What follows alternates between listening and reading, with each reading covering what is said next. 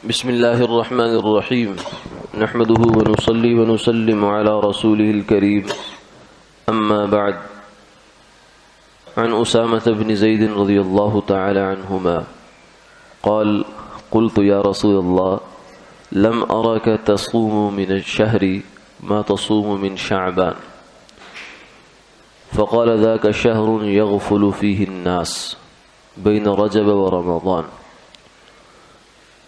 ويرفع أعمالهم إلى رب العالمين فأنا أحب أن يرفع عملي وأنا صائم أو كما قال عليه الصلاة والسلام۔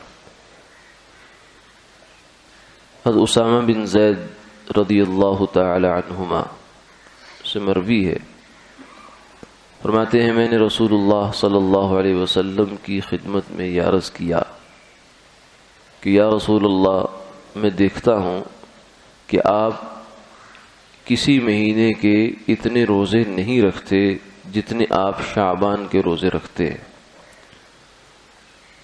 تو آپ نے فرمایا کہ یہ وہ مہینہ ہے جو رجب اور رمضان یعنی دو حرمت والے مہینوں کے درمیان واقع ہے، اور اس مہینے سے لوگ غافل ہیں، اور حالانکہ اس مہینے میں ان کے اعمال اللہ کے ہاں اٹھائے جاتے ہیں۔ تو میں یہ چاہتا ہوں، پسند کرتا ہوں کہ میرا عمل اس حالت میں اٹھے کہ میں روزے سے ہوں۔ شعبان المعظم کی اس حدیث مبارکہ میں فضیلت ہے، جو مہینہ اس وقت چل رہا ہے، کہ اس مہینے میں آپ صلی اللہ علیہ وسلم کا معمول مبارک یہ تھا کہ آپ اکثر روزے رکھا کرتے تھے۔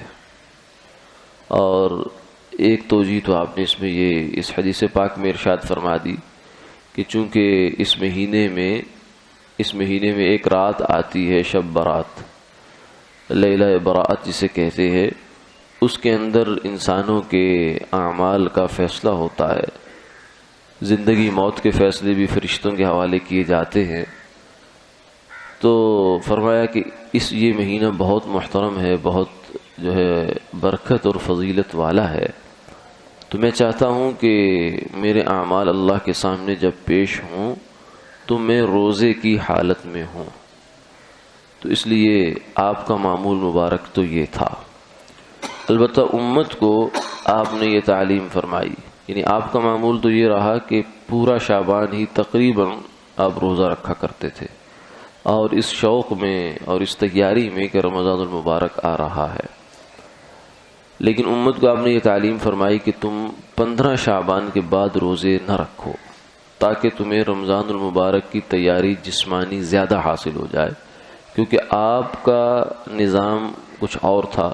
آپ فرماتے تھے کہ اللہ مجھے کھلاتا بھی ہے، پلاتا بھی ہے، یعنی مجھے روزہ کمزوری نہیں کرتا، لیکن تمہیں کمزوری کر دے گا، اس لیے تم لوگ 15 شعبان کے بعد روزے نہ رکھا کرو۔ شفقتاً امت کو یہ تعلیم فرمائی۔ البتہ جو پہلا نصف ہے اس میں روزے بکثرت رکھنا مطلوب ہے، اور بالخصوص پھر اس میں سے جو 3 دن ہیں، 13، 14، 15، یہ ان 3 دنوں کا روزہ، یہ تو ویسے بھی ہر مہینے کا آپ صلی اللہ علیہ وسلم کا معمول تھا۔ ایام بیض کہتے ہیں اس کو، کہ جن میں چاند خوب روشن ہو جاتا ہے۔ تو ان دنوں کے روزے وہ رکھ لینے چاہیے کم سے کم۔ اب ہمارے پاس جو فرصت ہے وہ یہی ہے، ایک آج کا دن اور ایک کل کا دن اور ایک پرسوں کا دن، کیونکہ آج وہ 13 ہے، کل 14 ہوگی، اور پرسوں یعنی اتوار کو 15۔ تو ہفتے کی جو رات ہے وہ شب برات کی رات، ہفتے کی رات شمار ہوگی۔ تو آج کا روزہ بھی ہو سکتا ہے، اور کل کا، اور پرسوں کا۔